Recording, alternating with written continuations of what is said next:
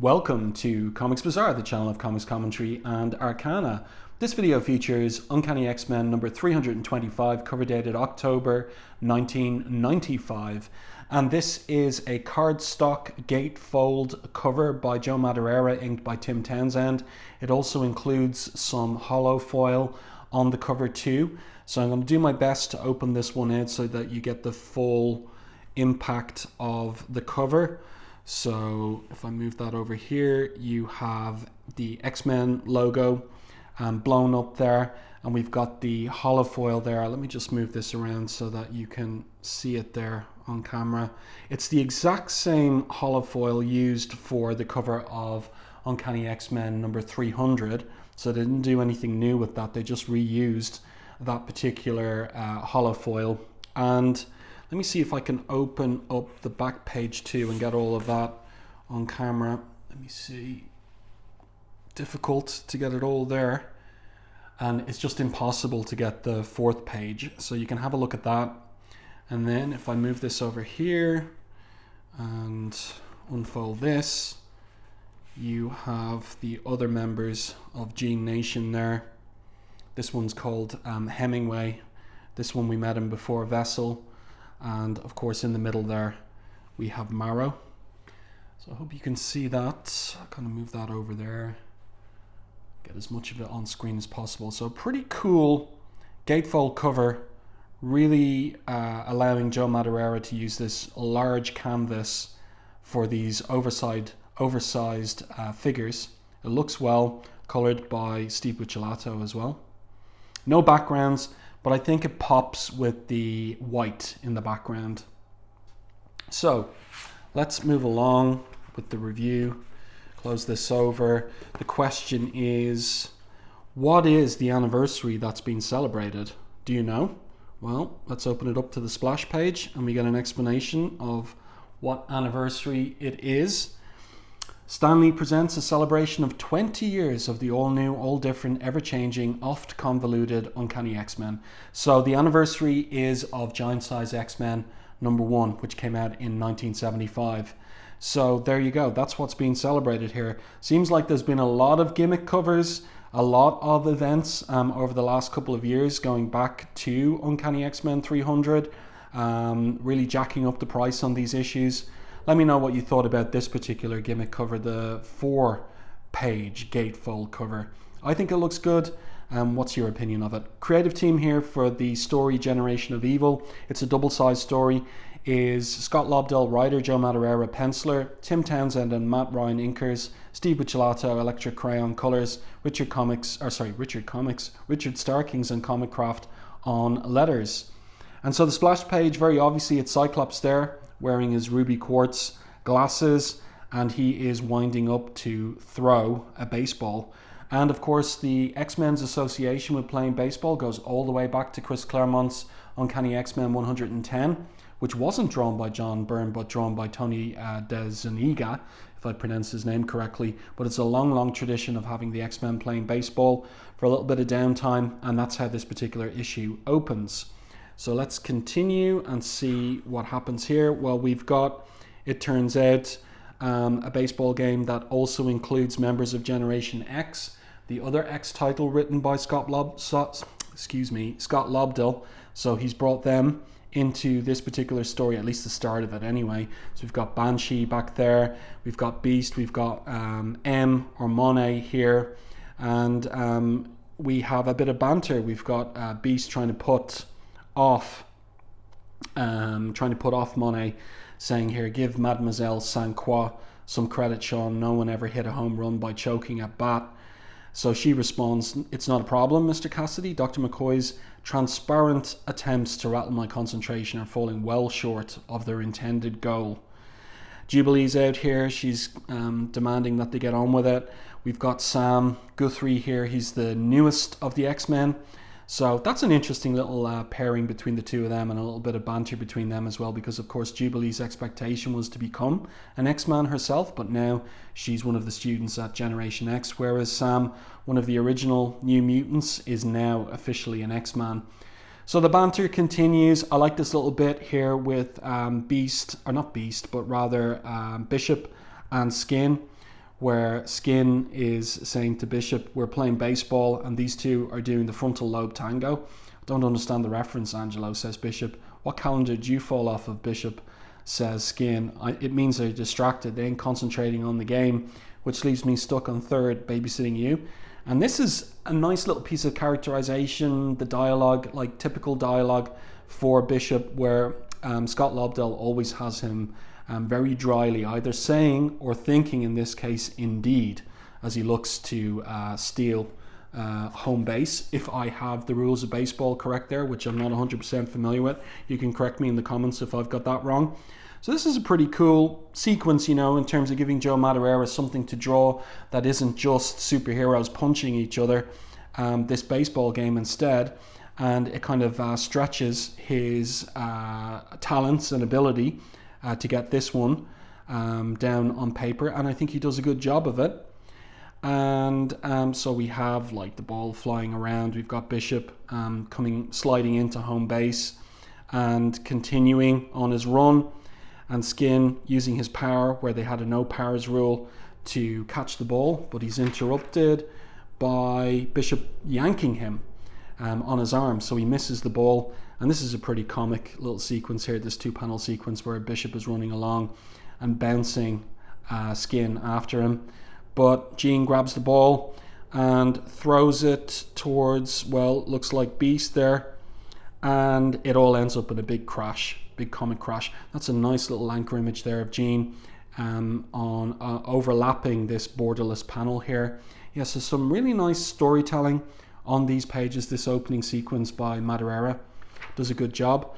And now we have pretty much another splash page of the outcome of the big crash on that particular base. So that's pretty comical, including the censored label over whatever it is that Skin is saying there, and Cannonball and Jubilee having a good laugh in relation to the whole thing.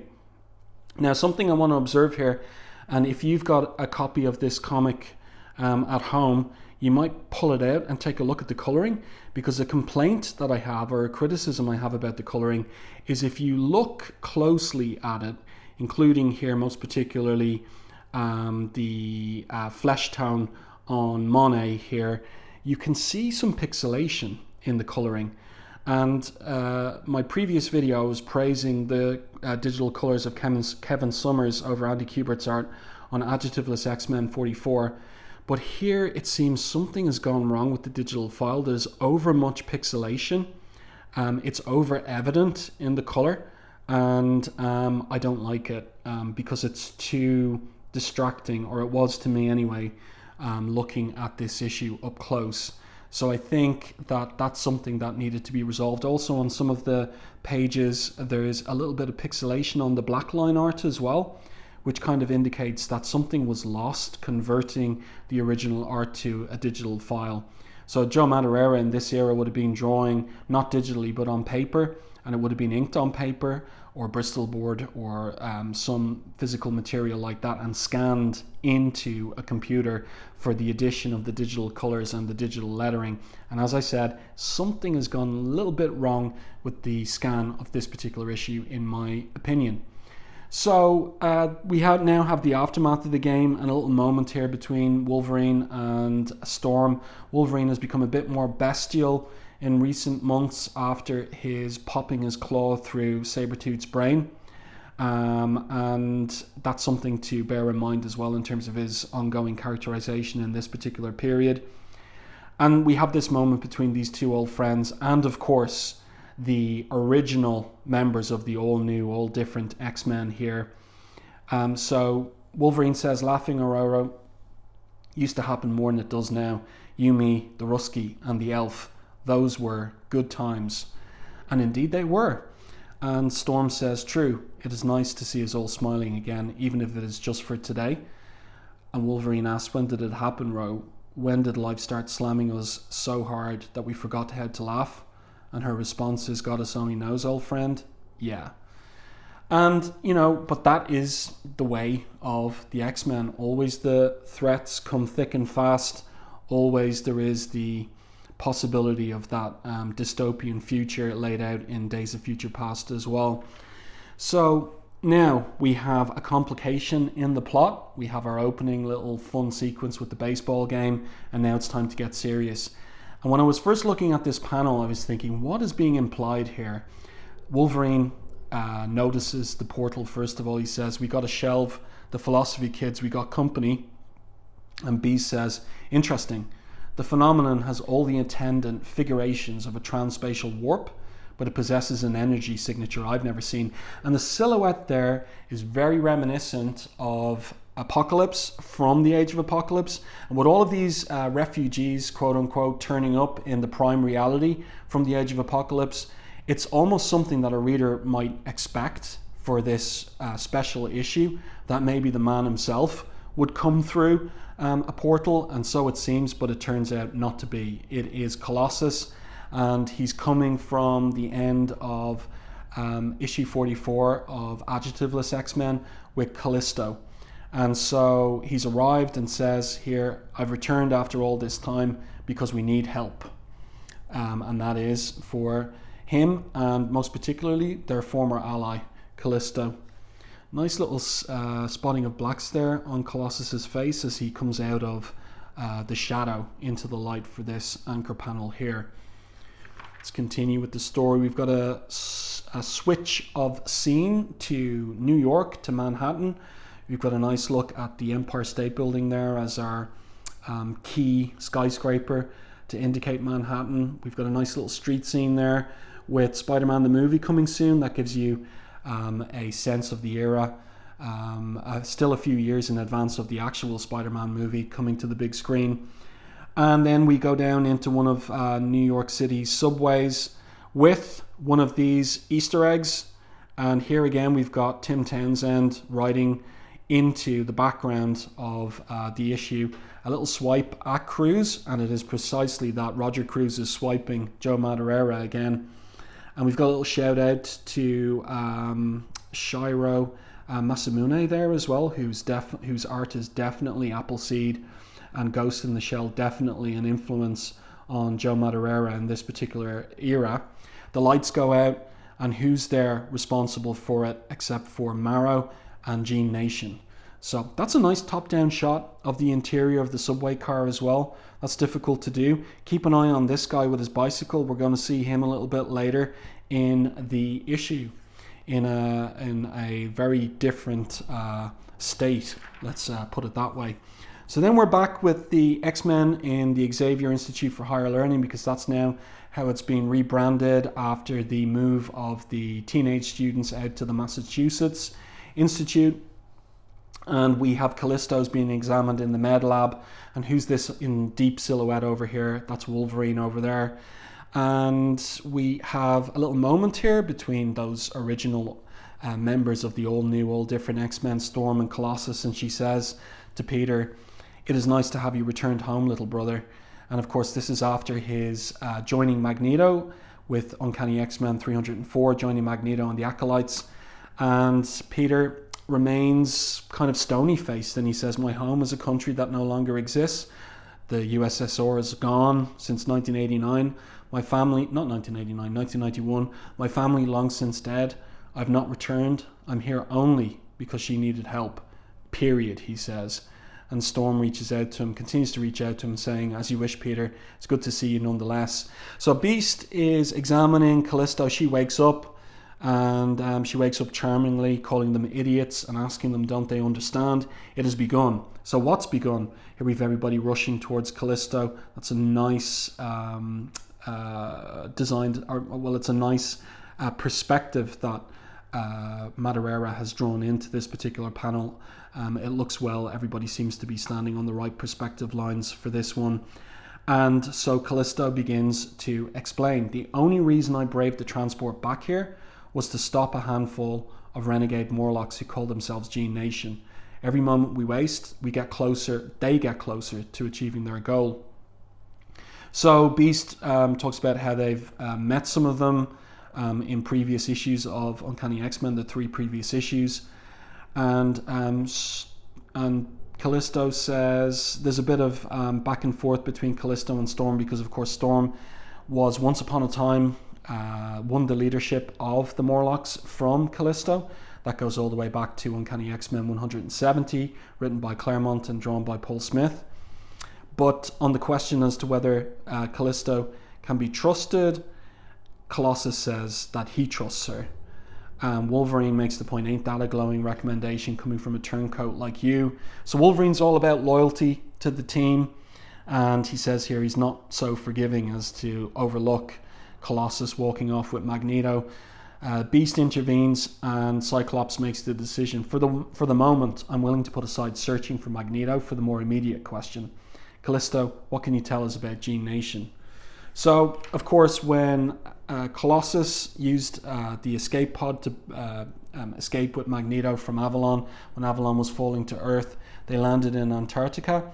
But when Callisto found him in Antarctica, Magneto was gone, disappeared. So where is he? And is he conscious again, or what's going on there? A mystery for another day. So Callisto gets straight to the point about Gene Nation, about these young Morlocks. She says they are evil. Rather than talk about them, I'll use these holographic pictograms to show you the face of the enemy. And she continues with her backstory for these characters here. We see them in the holographic pictograms. To begin at the beginning, when Peter's brother Mikhail teleported the few surviving Morlocks from this plane of existence, that's all the way back in issue 293, he didn't make it through, she says, but she hesitates over that, and we'll learn that she's not telling 100% the truth there. Trapped in a world that made the tunnels beneath the Manhattan seem like a paradise, we adapted. Years passed, apparently at a more accelerated rate than here.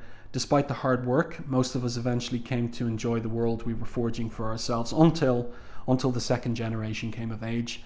The young among us were disenfranchised, angry, consumed by rage that we, their elders, had been driven from our original home on Earth, that we accepted our fates, made us seem weak and pathetic to them. They rebelled against us and found means to come back to this world. Again, a girl named Marrow is their leader. This is Marrow here, of course. She's a child of twisted vision who will stop at nothing to redress past wrongs. So this is all about, it's tapping into one of the big themes of the X-Men books, fear and prejudice against a minority. The X-Men's mission is to bring about peaceful coexistence between majority and minority. These are the minority fighting back with anger and committing terrorist atrocities as part of their warfare against the majority. So Jean here says, I'll telepathically activate the Cerebro scan in order to find them. And what Callisto says is she knows where they are. That Gene Nation has been preparing for today. Or don't you remember? Today's the anniversary of the Mutant Massacre. So a big call back to X-Men continuity, going all the way back to Uncanny X-Men 210 to 213, 14 thereabouts. It is etched in our memories, says Callisto, and our hearts, X-Men. So that was the storyline where the Marauders, Mr. Sinister's Marauders, went down into the Morlock Tunnels under Manhattan and massacred pretty much all of the Morlocks there, hundreds and hundreds of them. So Callisto continues and she says, Mr. Sinister's so-called Marauders made their way through the tunnels, slaughtering scores of the weaker, more defenseless Morlocks. And B says, we remember, Cal, do you remember? The X-Men took more than one hit when we tried to stop them. Or actually, maybe that's not Beast. I think that's Wolverine in the silhouette there. And it was both X-Factor and X-Men were involved in the Mutant Massacre. But Callisto responds and says, for Gene Nation, such paltry assistance was less than nothing. They will have the revenge, Wolverine. At 2:15 today, 45 minutes from now. So Cyclops asks the operative question, where and what? Where it all began. The intention is to kill a human for every Morlock that died that day. And heaven help you all, I don't think we can stop them. So this now is the mission for the X-Men for the rest of the issue, to go back to the Morlock Tunnels under Manhattan and try and prevent this massacre of humans. But we have a little interlude, and that concerns Gambit. And it's interesting that we should pick up with him too, in connection with the whole business of the Morlock Massacre, in terms of a revelation that's coming up in future issues of the comic. So he's there, he's going through a period of rehabilitation after being sent comatose by kissing Rogue. at the end of X-Men, Adjectiveless X-Men number 41. And then there's a phone call, and he picks up the phone, and who's on the other end of the line except for Rogue?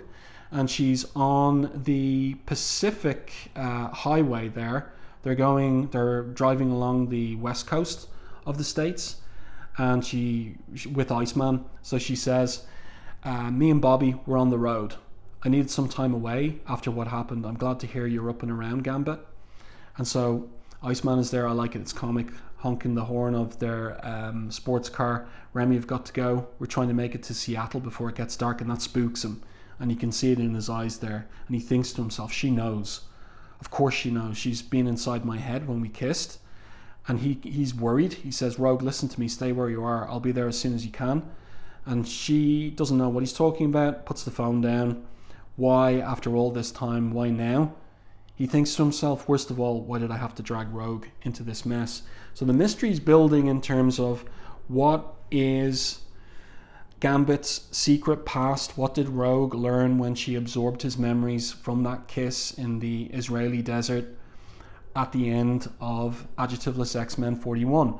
But meanwhile, back to the main story with Gene Nation. So the Blackbird is arcing through the night sky towards Manhattan.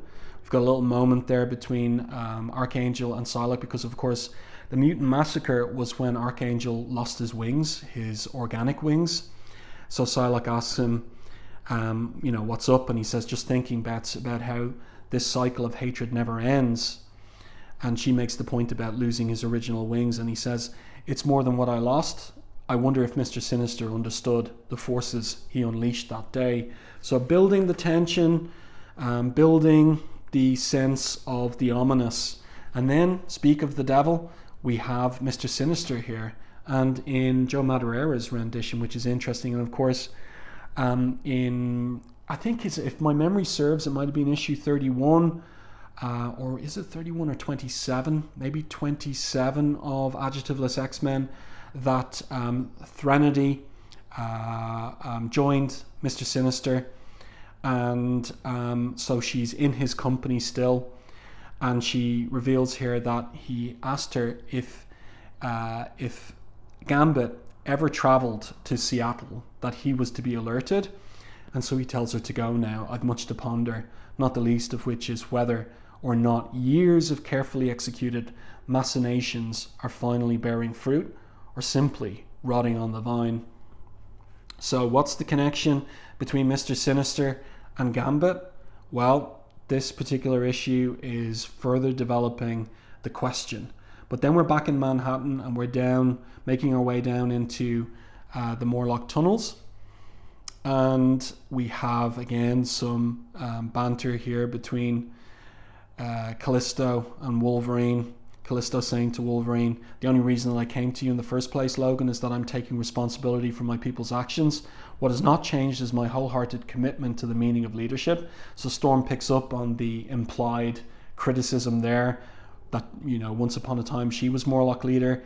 And so she says to Callisto sharply, I do not like your tone, Callisto. What are you implying? Let's continue.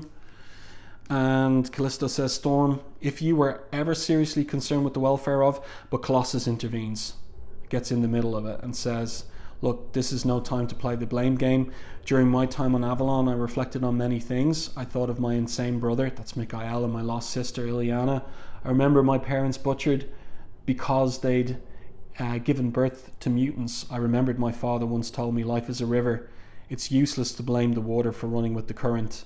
So this brings about a little bit of peace between Callisto and Storm accepts Callisto's apology, but they've got trouble. So I like the way that Madureira has drawn this with Wolverine's thumb moving beyond or outside the panel border and pointing towards, remember the guy with the bicycle in the subway car? Here he is now, wrapped up in that bicycle. That's difficult to draw. I mean, it's a macabre image and event, but aside from that, it's a difficult thing to draw. So I'm kind of marveling here at how Madureira has done it, including the cast shadows of the spokes of the wheels as well. It's really well done. X-Men and women, party this way. So, and this is an interesting design choice as well. 1 mile away in the Morlock Tunnels. Now for this part of the issue, the background turns black, so we're deep down. Chris Claremont established that the Morlock Tunnels were 1 mile underneath Manhattan. So now we've got this black background for the coming pages.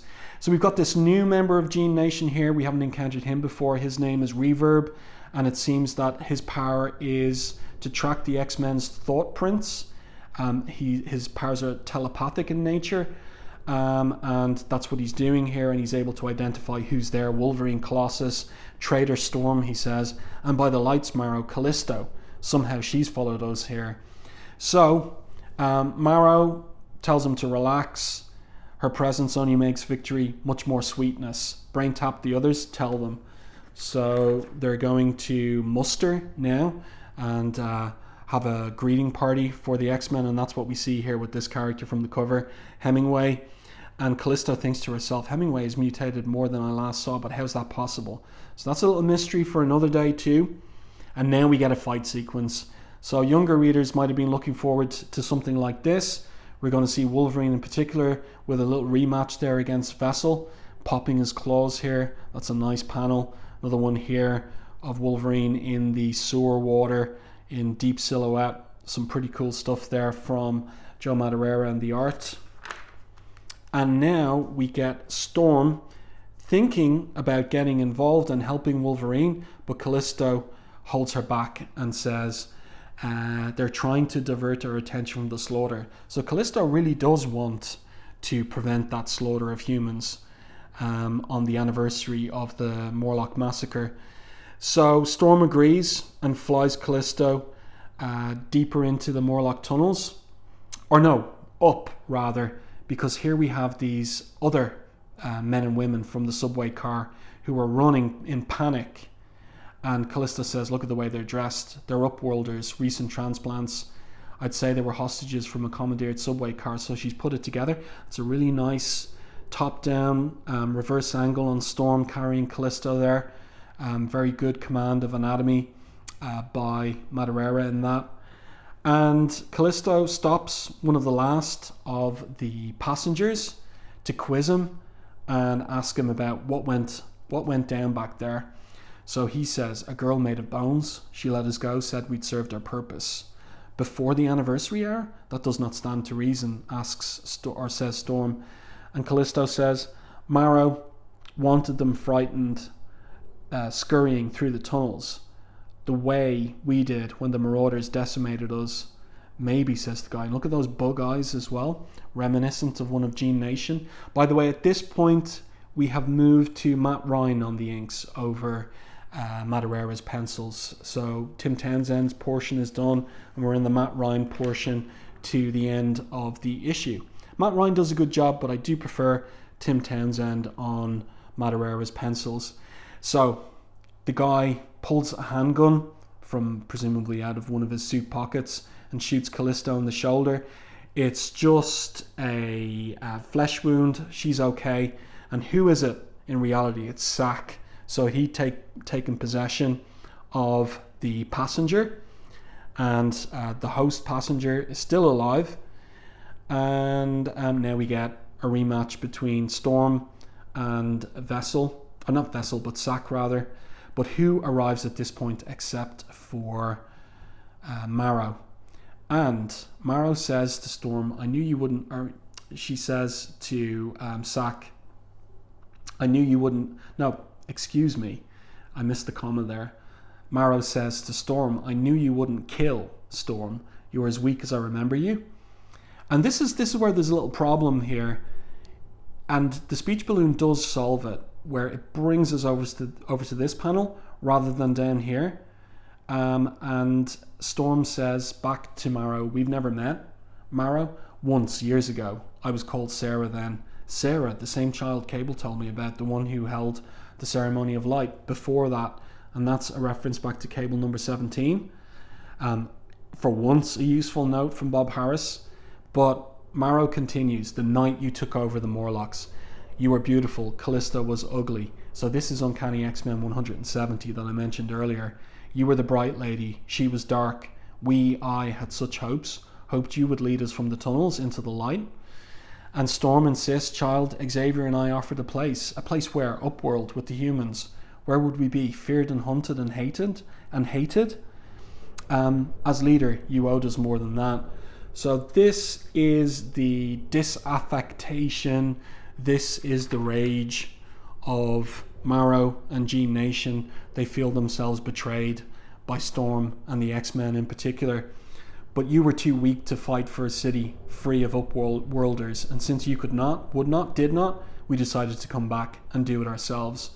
And so other people from the subway car, or perhaps the whole train, have been rigged with these explosive devices, and now we're at the climax of the issue.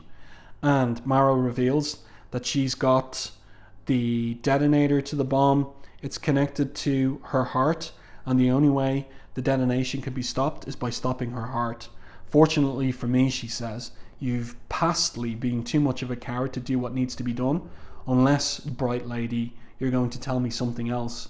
So now this is the challenge for Storm, and we get images here that recall that duel between Storm and Callisto in issue 170, where Storm removes her cloak just like she did in 170 and takes the daggers that Callisto threw to her, in this case these bone daggers that Marrow throws to her. So it's like Generation 2 up against Storm, and we have the two of them facing off here as well. This is a nice page, and we're back to those black backgrounds as well for this fight sequence. Oh, actually it's gone again. A little bit of consistency with that would have been good. In any case, we have the two of them leaping towards each other and taking first blood there. So Storm succeeds in catching Marrow with the bone knife, and she makes the point, or she asks the question rhetorically, have I made my point, Sarah? Pauses for a response. You drew first blood? Now this is a weird little moment where she licks the blood off the bone dagger. That is very unlike Storm, but at the same time it's Storm getting into that Morlock leadership type role, I guess. And here the fight continues, and this is nicely choreographed by Madureira. It reads very well. Interesting varying on the images, where we've got a reverse silhouette here, we've got a regular silhouette there, so he's keeping the imagery interesting in the fight sequence, and it's clear what's going on here and clear what's going on there as well. Those silhouettes read very well. And Storm keeps arguing with Marrow, trying to get her to desist, and Marrow is getting rattled by Storm's insistence on calling her by her proper name, Sarah. I'm called Marrow now, she says as she pulls a knife from her back. That's her mutant power. And she stabs Storm in the side. Wolverine here is, well, we can see on his face that he is worried about Storm. But when Colossus says, Logan, she's pulling more daggers from her body, she's cheating, Wolverine replies, life is cheating, Petey. What's your point? That does sound like Wolverine. So Storm, though, is able to fight back despite getting stabbed in the side. And the fight continues. So, yeah, it's nicely done here. Reverb uses his telepathic power to interfere with the fight. At this point, Wolverine thinks it's time to get involved and keep Reverb out of things. But Storm says that is not necessary, and she pins the guy with two of those knife dagger or bone daggers. It's unclear whether she's killed him there, but it doesn't look good. It's gone right through him, one of those. And Marrow here says, hear that, Storm? So the bombs, or the timer is ticking down. 30-second timer. Pity you won't be here for the finale. All that boom and blood and body parts in your honor. So she comes right up behind Storm, puts the bone dagger to Storm's throat. Before you die, knowing that you're taking these innocent people with you, I want you to look into my eye. I want you to stare into the darkness at a void you created. As leader of the Morlocks, if you let me down, you let me down, let all of us down. Look at what your weakness created. You held my life in your hands, bright lady, and you destroyed it. So that's a very well drawn, crazy eye there from Madureira, from Marrow. with the little blood vessels as well popping at the corner of the eyeball. That's really well done. But Storm grabs Marrow's hand and the bone dagger drops from her hand, from her grip. And here we go, we're getting to the climax of the issue. Life is hard, Sarah. What's Storm going to do? 3 panels on this page. Deal with it or do not. And she, with her open hand, reaches into Marrow's chest and pulls out her heart. That is a choice each and every one of us makes every day of our lives. A choice, sadly, that is no longer yours to make. So she literally pulls her heart out and she dies. Wow, what a violent climax to the issue. And the question as to what on earth would Storm do in order to stop this mad person. So then we get to the aftermath. So the X-Men release the civilians from the chains and obviously remove those bombs from them as well. We see Gene Nation here in shackles and manacles, wherever they came from. And then we have, and this was something that I was hoping for, that there would be some callback to the romantic relationship that Claremont established for Colossus, and that was supposed to be Colossus's happy ending when he emerged from the Siege Perilous in Uncanny X-Men 259. Amnesiac and as an artist, Peter Nicholas in Manhattan.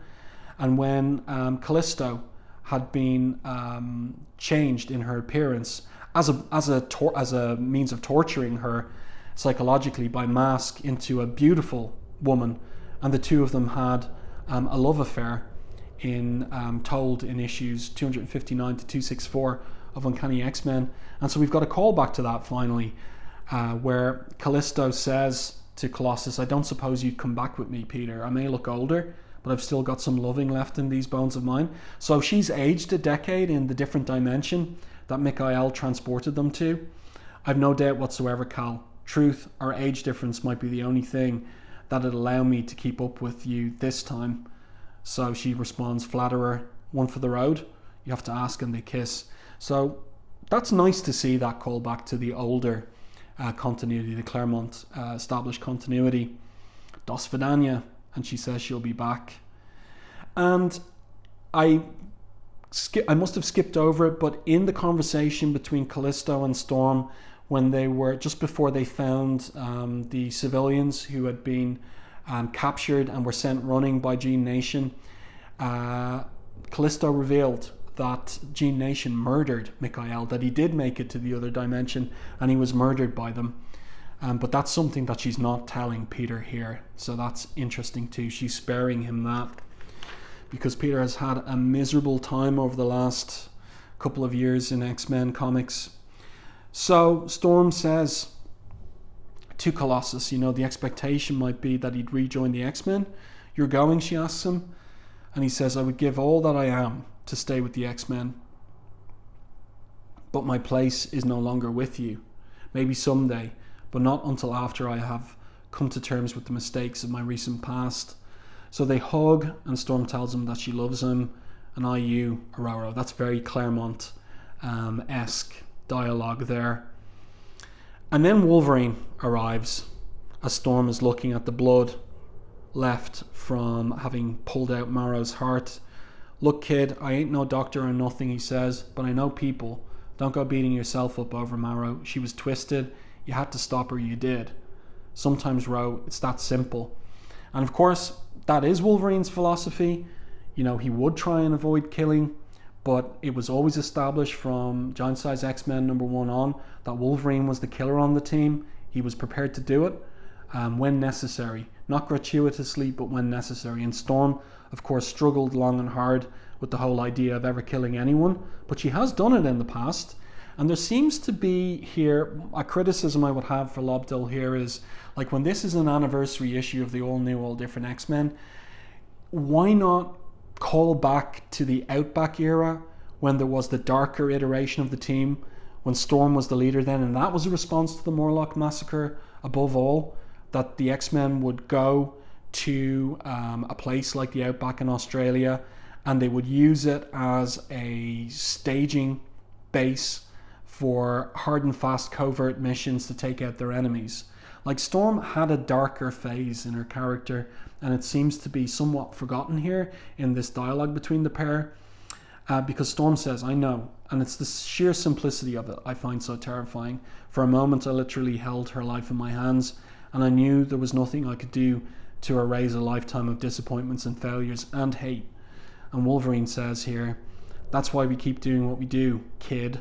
I don't know about Wolverine addressing Storm as kid. That doesn't ring right with me either. It doesn't sound right. Anyway, he continues saying, "Sure, we're out there trying to protect the same people that fear and hate us, the X-Men's old mission, but being an X-Man is more than that. It's about saving the world from itself. It's about trying to make sure life don't keep turning people or mutants into monsters." And there we are at the end of our issue, them walking off in mostly silhouette, and we really get a good sense of Wolverine's shortness here in this particular juxtaposition of Wolverine and Storm walking hand in hand away from this particular story. Well, I do hope that you enjoyed my review and commentary on this anniversary issue of Uncanny X-Men. We've got letters here about issues prior to Age of Apocalypse, actually. Advertisements of what's coming out from the X stable of comics. And there you go. So I hope you enjoyed this review and commentary. I'll open this out for the end of the video on Uncanny X-Men 325. If you did, please like the video on YouTube. It really helps the channel. And if you haven't done so already, subscribe to the channel and stay tuned for more content like this.